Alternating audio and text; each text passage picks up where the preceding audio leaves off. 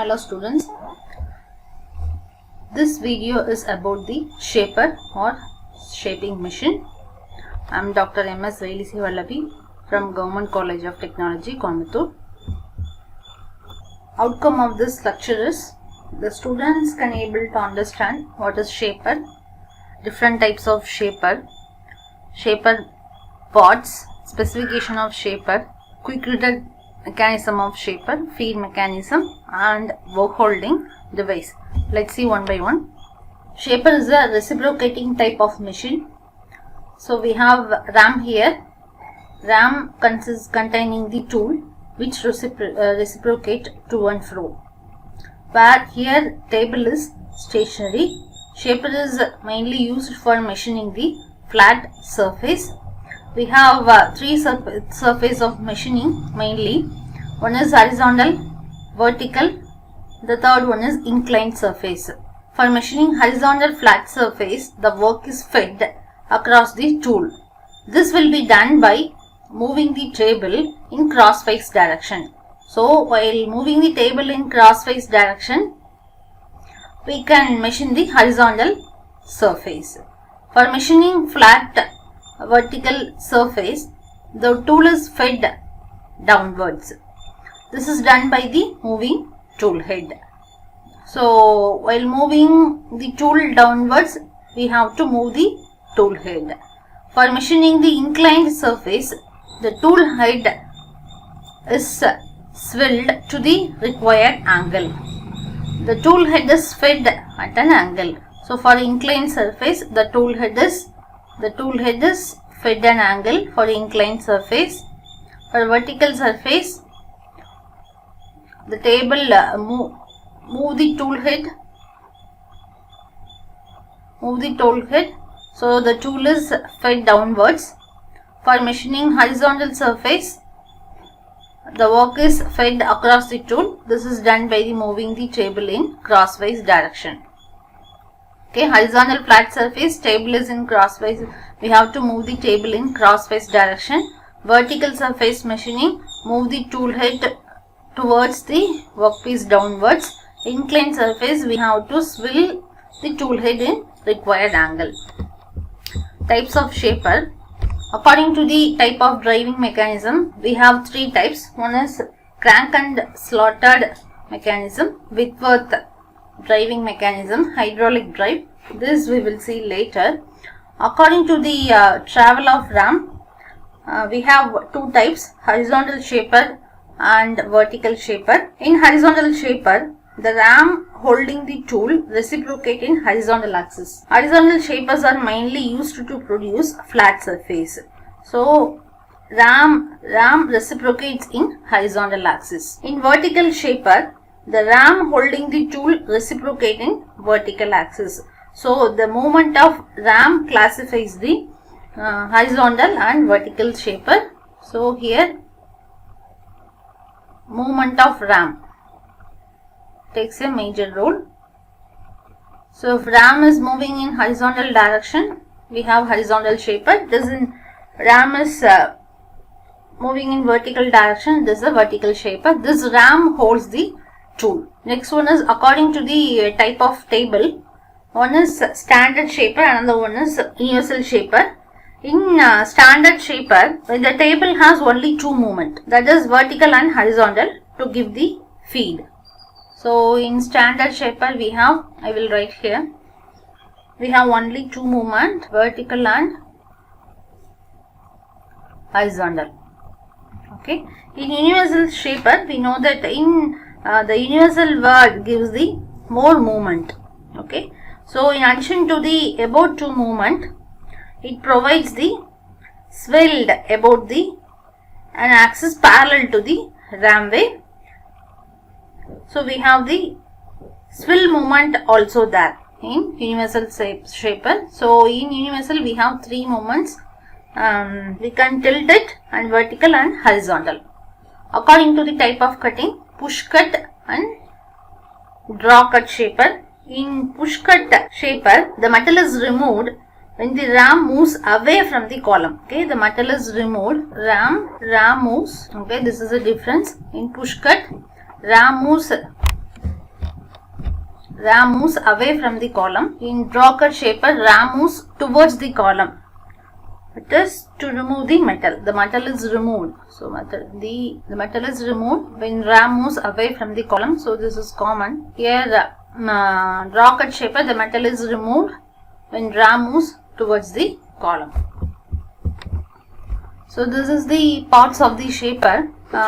This is the table support. First one is table support. Second part is the table. Third one is clapper box. Fourth one is apron clamping bolt. This is for downfeed hand wheel. Sixth one is fill base degree graduation for tilting the tool head for angular surface. Seventh one is position of stroke adjustment. Eighth one is RAM locking handle. Here graduations are there. Ninth one is the RAM. So this is the RAM. This RAM holds the tool head. Okay. Now RAM which is moving, which reciprocates to and fro, and while RAM moves, the RAM containing the tool also reciprocates, where here work is stationary.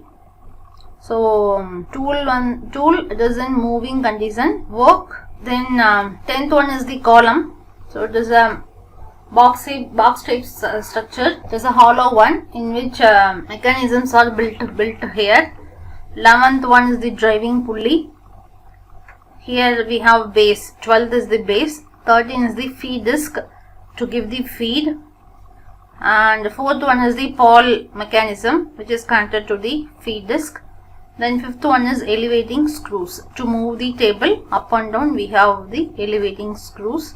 And we have the guidelines. Here we have the guideways are there. So here guideways are there to move the RAM. We want path to move the RAM. So we have two guideways above the column. So this is guideway. Or simply path. So we need path to move the RAM. So above the column we have two guideways. So this is the pictorial representation. So this is what the RAM. This is table tool. So single point cutting tool we are using. So RAM reciprocates. Here we have feed disc. Here we have ratchet and pawl mechanism is there. To move up and down we have elevating screws are there. So this is the column. Okay, this is hand wheel. Now this tool head is tilted some angle. Stroke adjustment hand wheel is there. This is for the pictorial representation. Now we will see one by one. Base, that is heavy and robust, supports all other parts, which absorbs vibration due to load and cutting force. It is made up of cast iron. Column, it is in box structure, that also made up of cast iron. Inside surface is hollow to reduce the total weight. RAM driving mechanism is housed inside this hollow area. Two guideways were provided on the top. The main purpose of guideways is for reciprocating the RAM. In cross rail we have two mechanisms. One is elevating table and cross travel of the table. So elevating table up and down, cross movement horizontally, it is a horizontal movement. Crosswise movement, it is for cross feed screws, done by cross feed screws. Vertical movement, we have elevating screws are there. This cross rail also made up of cast iron. And we have table. It is a box type rectangular hollow cast iron structure. Work is held on the table. Has machined surface on the top and side of T-slot for clamping workpiece. In table we have T-slots are there to clamp the or holding device. This T-slots are given. In the work holding device we are holding the workpiece.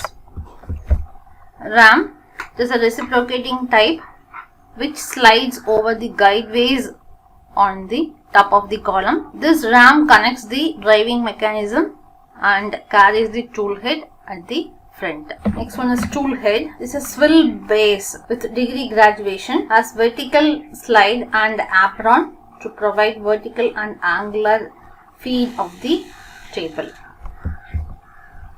So here clapper box also there.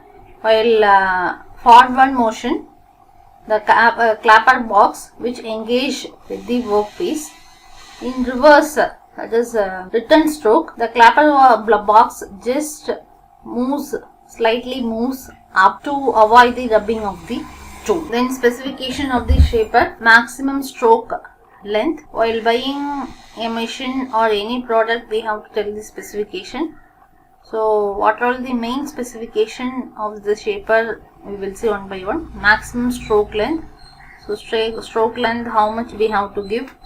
Maximum crosswise movement of table. Maximum vertical adjustment of table. Which driving mechanism we need, whether it is a quick crank and slotted with both or hydraulic mechanism. Ratio of cutting stroke time to return stroke time. Floor space, occupying space, total weight of the shaper, type of the shaper, which type we want, push type, draw type, that we have to mention.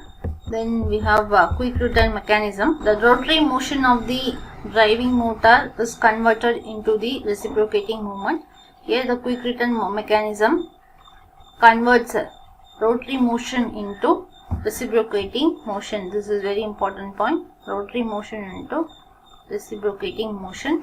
So rotary motion is given by the motor and which is converted into reciprocating motion, which is given to the ram. Okay, it is done by mechanism placed inside the column. Inside the column is hollow. So in that space we have fixed we can see the quick return mechanism. To reduce the total machining time, the time taken for the ideal stroke should be reduced. So we have two strokes here, forward stroke and return stroke. Return stroke or ideal stroke, both are same. So in forward stroke, work will be performed. Return stroke, it is an ideal stroke. There is no work will be performed in ideal stroke. So forward stroke work will be performed during return stroke or ideal. Ideal means simply no work. Ideal stroke, no work will be performed. So there is no work, that stroke comes quickly to avoid the time lag. That's what here given. To reduce the total machining time, the time taken for the ideal stroke should be reduced. Because ideal stroke, there is no work will be performed. So the return stroke is made faster than cutting stroke. So this stroke is faster because no work is performed. This is done by a mechanism called quick return mechanism. So the returning is fast. Return stroke is quick. That's why it is quick return mechanism. In quick return mechanism, we have three mechanisms. One is crank and slotted. Second one is Whitworth quick return mechanism. Another one is hydraulic drive. Now we will see the crank and slotted link mechanism. Here we have a driving pinion. Driving pinion is engaged to the bull gear. This is the larger one. This is the bull gear, and here a slaughter is there. We have crank and slotted. So slaughter is there. Okay, here it is termed as the rocker arm. Okay, one end of this rocker arm is pivoted. Another end of the rocker arm is connected to the ram block. Okay, in the rocker arm, center portion is hollow. In that portion, crank is there. Okay, crank pin is there. This crank pin is connected to the bull gear sliding block. So this crank pin with the sliding box is connected to the bull gear setup. At the same time, it is engaged in the rocker arm slot. So it is a slaughter. It is engaged. This crank pin along with the slider block is engaged in the slaughter or rocker arm. At the same time, it is connected to the bull gear also. Okay, here we have ram, then screws are there, clamping handles, then we have stroke position handles. For that, here bevel gears are there. So here driving pinion, bull gear, we have a crank and slaughter. Here crank pin with sliding block, and we have the rocker arm or slaughter. This sliding block is mounted in the slotted lever which is in the rocker arm. At the same time, it is engaged in the bevel gear. Okay, while changing this sliding block, the distance, we can adjust the stroke length of the shaper. If it is moving towards right side, this rocker arm is pivoted at one point, so this will oscillation only happen. Another end is attached to the ram block. First, the electric motor runs the driving pinion at uniform speed. Pinion rotates. The bull gear rotates at uniform speed.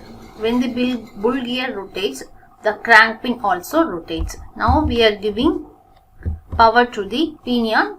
While pinion rotates, the big gear, that is bull gear, also rotates. When bull gear rotates, crank pin also rotates. The rocker arm sliding block also rotates on the crank pin circle. At the same time, the sliding block slides up and down in slot rocker arm. This gives rocking movement of the rocker arm. This makes the ram to reciprocate. So the thing is, now power is given to the pinion. While pinion rotates, bull gear also rotates. While bull gear rotates, the crank pin also rotates. Whenever we have crank, it moves 360 degree.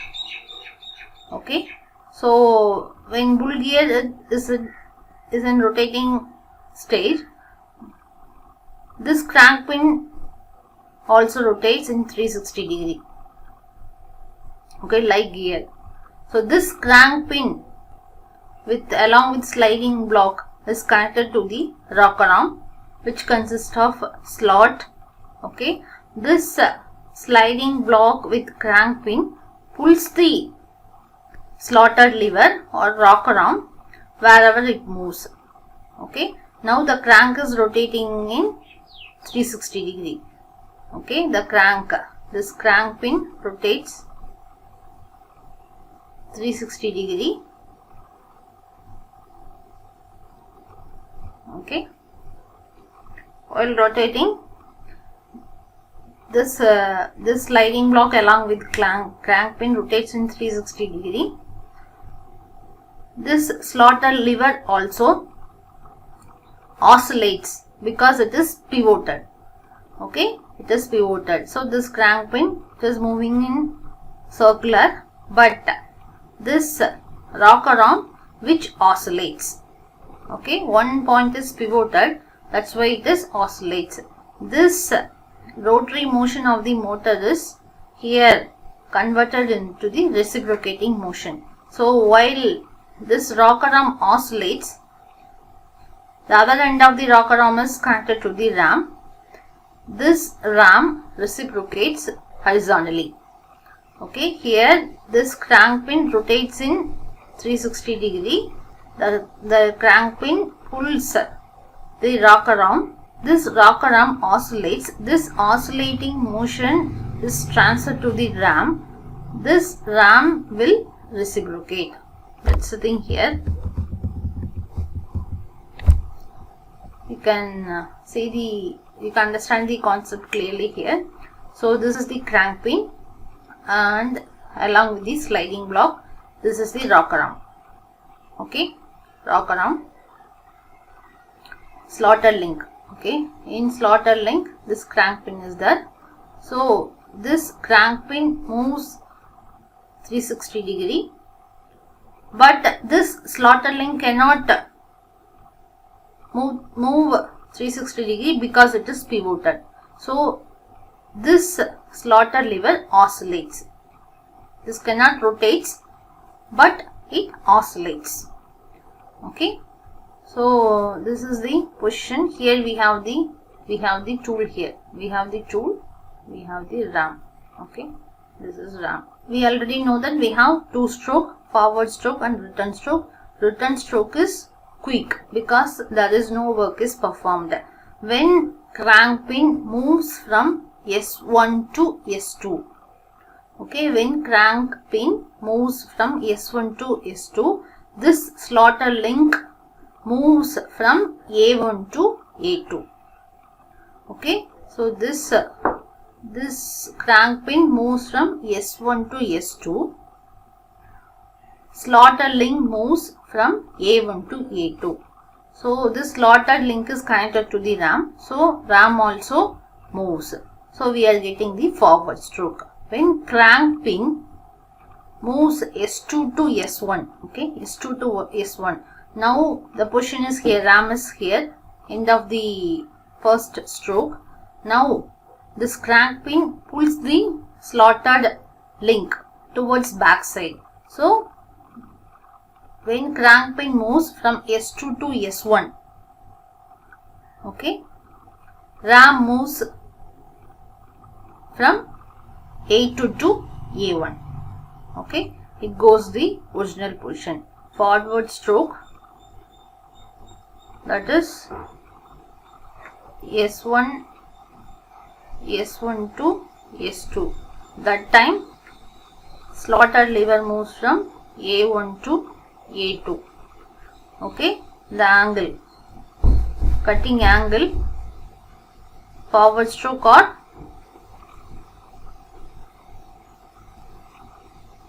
cutting stroke. So this makes an angle alpha. Okay, so reverse return stroke. So crank pin is S2 to S1. At the same time, this moves from A2 to A1. Ideal. So this is angle is beta. So cutting angle is larger than the return angle. Okay, so M equal to cutting time divided by return time. Normally this varies from 2:1 to 3:2. This is what the crank and slotted quick return mechanism. Next we will see the Whitworth quick return mechanism. Here we have a fixed link. Then here also we have the slotted bar. Okay, slider is here and the slider, this is the crank pin. Okay, this is what the crank pin. So wherever we have the crank, it will rotate 360 degree. Keep it in your mind. So wherever we have the crank which rotates in 360 degree, and one side of this one end of the slotted bar we have crank pin, another than this connected to the ram block. So here P is the connecting rod and which connects the ram. Okay, so this crank pin traces the big circle. Okay, then here we have the P point. This P traces the small circle. Okay, the small circle traced by the point P, and big circle is traced by the point A, that is crank pin.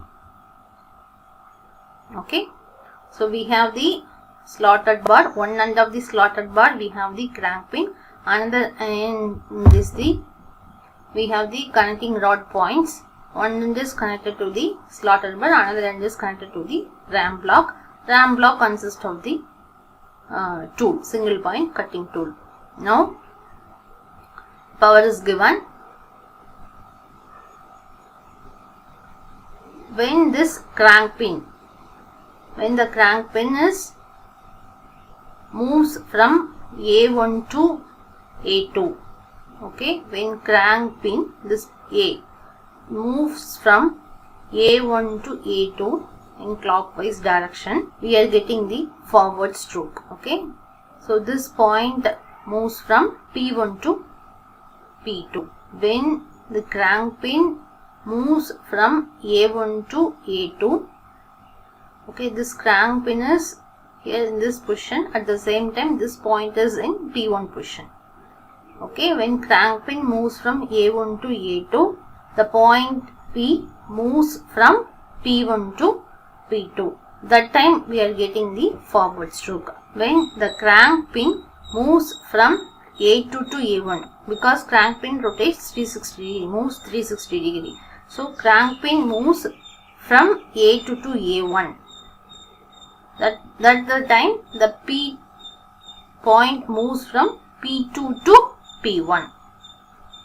Okay, P2 to P1. That time return stroke will be performed. Okay, here A1 to A2 is the cutting stroke alpha. So A2 to A1 is the return stroke beta. So this angle is minimum when compared to the cutting stroke, like crank and slaughter mechanism. So here also forward stroke, just A1 to A2, return stroke A2 to A1. This is angle alpha, this is angle beta. Okay, when crank pin moves from A1 to A2, this moves from P1 to P2. Okay, then this moves, this also P2 to P1. P2 to P1, we are getting the return stroke. This is what the Whitworth quick return mechanism. We have the driving crank which drives the crank pin.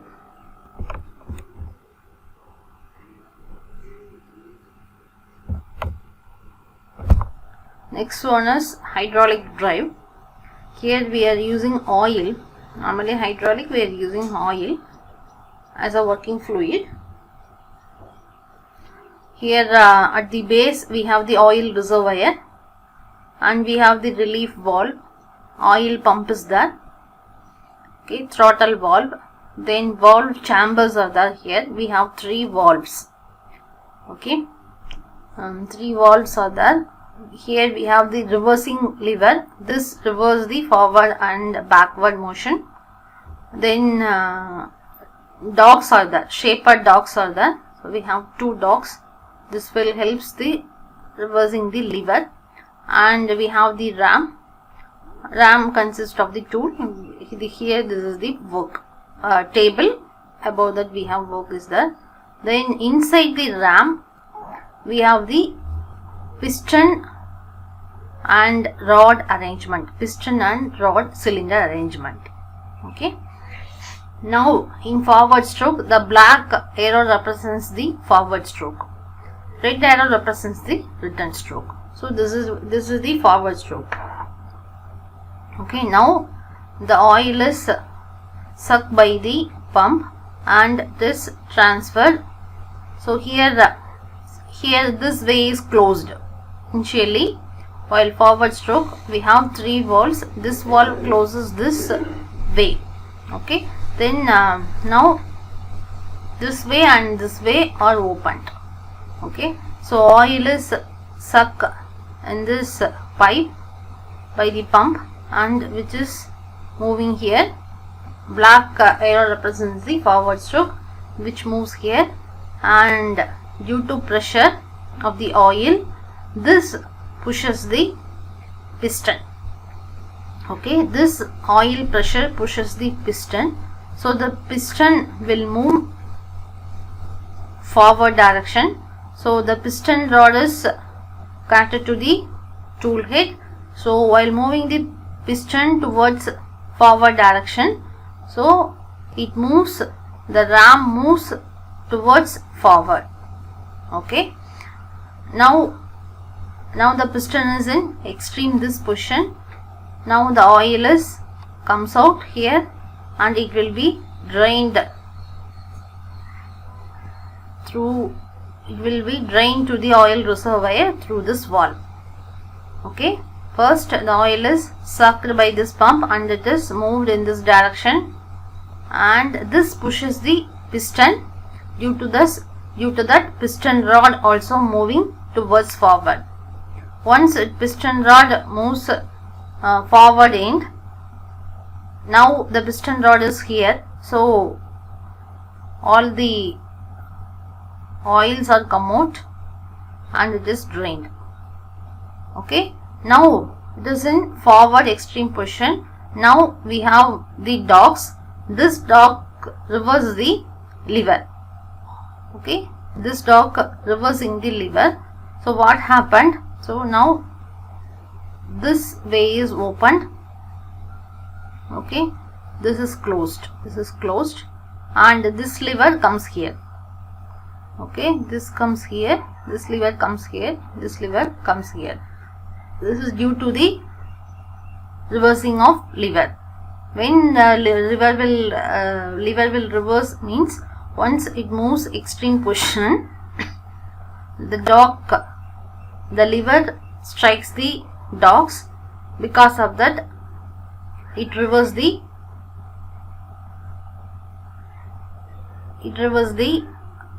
direction. Okay, now the direction is reversed. Now it is in extreme forward position. Now the lever reverses the direction. During the reverse direction, the valves positions are changed. So this valve comes here, this valve comes here, this valve comes here. Now oil is taken by the pump and it is moving in this direction. So red arrow, it is here this piston is there. Now piston is here. So due to this oil pressure, the piston moves towards in the backward direction. So at that time we are getting the return stroke. Okay, so here we have the oil pressure is high oil pressure, because of that return stroke is fast. Okay, once the piston comes to the original position, okay, now the oil is drained in this direction. Okay, now this valve is opened, so it comes and drained here. Okay, forward direction it is moving, this black arrow moving like this. In reverse return stroke, it is moving in this direction. Okay, and it is drained in this way. Okay, the trip dogs, that is shaper dogs, is mainly for reversing the lever. Okay, this is what in hydraulic drive. Advantage of hydraulic drives are cutting speed is uniform through the stroke, because we are using oil, so speed is uniform, smooth operation and noiseless. Cutting speed can be easily changed. High ratio of quick return is obtained. Relief valve ensures the safety while machining and overloading.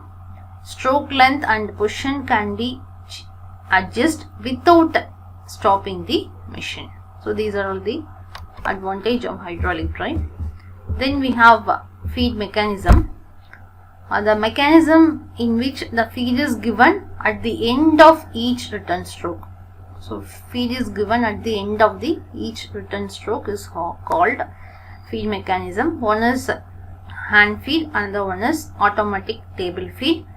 In hand feed, the table is moved horizontally in a direction perpendicular to the ram movement. This is called cross feed. Angular feed is given through the tool after setting it to the required angle. So we have to tilt the tool head for making inclined surface. While moving the table horizontally, we are getting the cross feed. Another feed is the automatic table feed. So here we have the rocker arm. So this is the rocker arm. One end of the rocker arm is pivoted, so definitely it will oscillate. Another end we have the pawl pin. Spring is there. Okay, spring loaded pawl pin, pawl is there. Okay, and this is what in the rocker arm. Okay, one end is pivoted, another end is the pawl with spring, pawl pin. Okay, in the center position we have the ratchet. Okay, the rocker arm, another end of the rocker arm is connected to the connecting rod, and this connecting rod of the other end is connected to the feed disc. Okay, in that we have radial slot. Radial slot is there. Okay, this is what the simple setup. We have the rocker arm. One end of the rocker arm is connected to the feed disc by means of connecting rod, and another end of the rocker arm consists of pawl pin, spring loaded pawl, and center connected to the ratchet. Okay, this is the end of feed screw. So at the end of the return stroke we have to give the feed. Okay, in this forward in half rotation, in first half rotation, so in this first rotation, so now the connecting rod moves from A to B. This rocker arm slightly moves up. That time the pawl will, spring loaded pawl also moves up. That time the pawl will slip to the next ratchet. Okay, the pawl will slips to the next ratchet. So one teeth moves towards forward. Okay, this teeth moves towards forward. When the pin moves from, connecting rod moves from A to B, okay, the rocker arm slightly moves up. That time the pawl will slip from first position to the next position. That time the ratchet moves forward. Then when the connecting rod moves from B to A, okay, B to A, the pawl and ratchet will engage. Okay, pawl and ratchet will engage. At that, again connecting rod moves from A to B, the rocker arm slightly moves up, and the pawl slips from that ratchet to the next ratchet. So this ratchet moves one step forward. Okay, in that way feed is given to the table. Next we have work holding device. What are the work holding device normally used in shaper or vise? We can clamp the workpiece directly on the table and clamped on the angle plate. P blocks also there. So it is in vise. The work is clamped in vise. So it is a fixed jaw and movable jaw, and here we have parallels for the heighting. Then here we have the degree marking. Okay, we have, if we want we can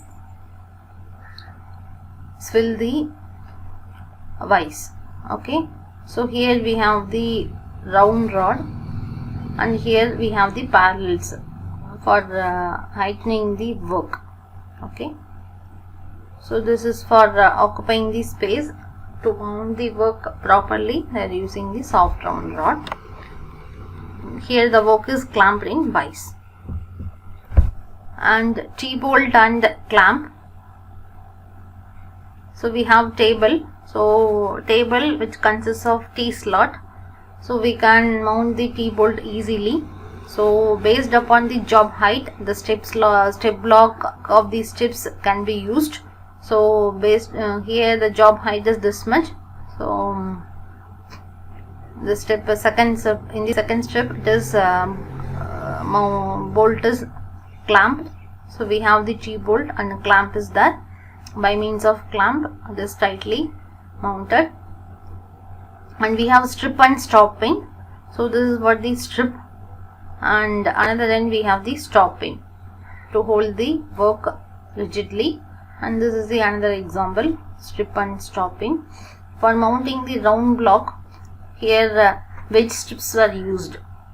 Okay, one end is wedge strip, another end is stopping. In between work and stopping, another wedge block is used to hold the round block properly. Then it is an angle plate. So this is the angle plate. This L shape is the angle plate. And we have the job. For proper heighting, they are using packing. So here tool is there. This is in this way this machining will performed. And here V block is there for particularly circular object. So circular object is held in the V block, and we have 2 T bolts, and we have the C clamp is there. So by using the C clamp, 2 V bolts keep the job rigidly during machining. We have different types of tool. According to the shape, we have straight, cranked, gooseneck tools. According to the direction of cut, we have left hand and right hand tools. According to the finish required, roughing tool and finishing tools are there. According to the type of operation, that is parting off, squaring, side recess tool, so available. According to the shape of cutting edge, we have round nose tool and square nose tools are there. And what are the operations we can perform in shaper is horizontal surface, vertical surface, machining angular surface, machining slots, grooves, E-ways, and we can also machine the irregular surface. So from this lecture you can able to understand the what is shaper, different types of shaper, parts of the shaper. We have the quick return mechanism, 3 quick return mechanism, crank and slotted, Whitworth and hydraulic drive. In 3 drives, forward stroke makes the work and return stroke is no work will be done. So return stroke comes fast, that's why it is quick return mechanism. In shaper, tool will reciprocate where workpiece is stationary. And we saw the feed mechanism. In feed mechanism we have hand feed and automatic feed, and different holding device, different types of tools available we saw in this video. Happy learning.